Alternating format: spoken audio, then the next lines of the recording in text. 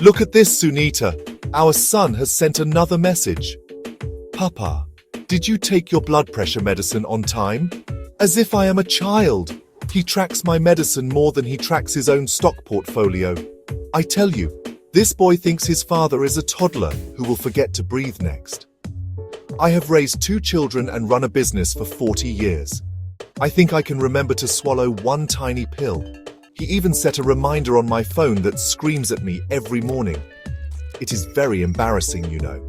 You think that is bad? My daughter just called me. She wanted to know if I wore my sensible shoes today.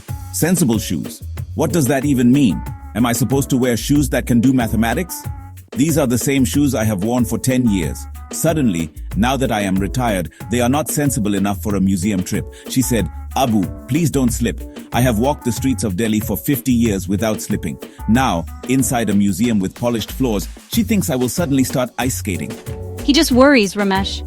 They treat us like we are made of glass. One wrong step and we will shatter into a million pieces.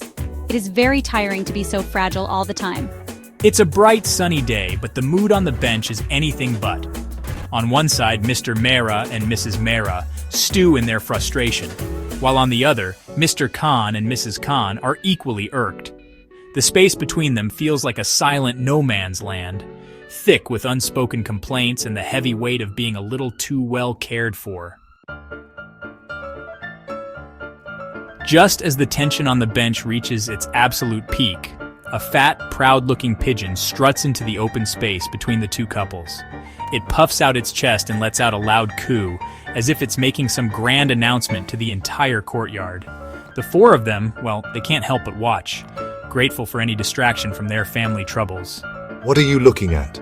The pigeon, totally unimpressed by the grumpy old man, just keeps going on its royal little parade. And then, with perfect comedic timing, it does what pigeons do best. A white splat lands just a few inches from Mr. Khan's sensible shoes. The sound is small, but in the thick silence it echoes like a firecracker. Everyone just stares at the mark on the ground, and for a second, it's all a bit surreal. Mr. Khan looks down, then at his shoe, and then suddenly, his face breaks into a wide, toothy grin. Mrs. Mehra lets out a tiny chuckle, which is all it takes to break the spell. Mrs. Khan's laughter follows, full and hearty, shaking her whole body. Even Mr. Mehra can't keep up his serious face and lets out a loud guffaw. Mr. Khan joins in, pointing at the pigeon, who's now strutting away like nothing ever happened. Their laughter echoes through the courtyard, clearing the air and melting away the imaginary wall between them. In that silly, unexpected moment, the 4 of them become companions, united by the most ridiculous of joys. My son insists I carry these everywhere. He says they are good for the brain, but I think they are just good for making friends. Please have some. Oh, almonds are very nice.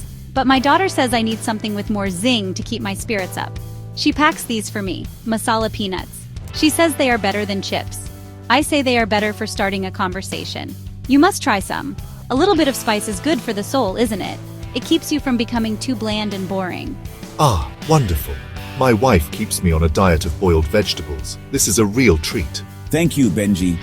My wife thinks spice will give me a heart attack, but these almonds are perfect. Very sensible, as my daughter would say.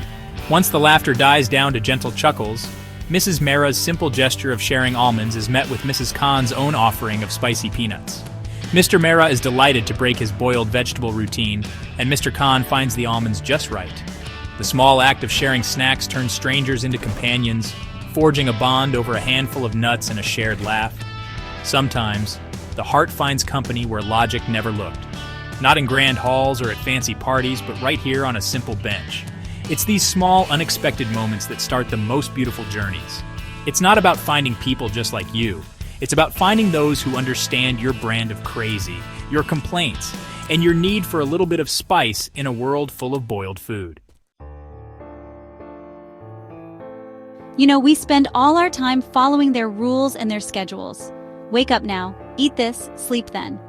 I wish just for once, we could make our own plan. A journey not for a vacation that they plan for us, but a journey for our own freedom. A journey for freedom. I love the sound of that. No sensible shoes required. No reminders for medicine. Where would we go? Not to London to see the grandkids again? Not to some boring health resort? We need to go somewhere epic, somewhere legendary. somewhere our children would never think to look for us. Kailash, let's go to Mount Kailash. It is the ultimate pilgrimage, the final destination. Kailash, Sunita, that is a brilliant idea. Let's do it before our knees give up completely or our children install tracking chips on us. Energized by snacks and new camaraderie, the four of them hatch a wild, beautiful plan. Mr. Khan pulls out his city map, flips it over, and writes at the top, Operation Moksha begins. Huddled together, heads bent over their map, they are no longer prisoners of their golden years, but architects of their own great escape.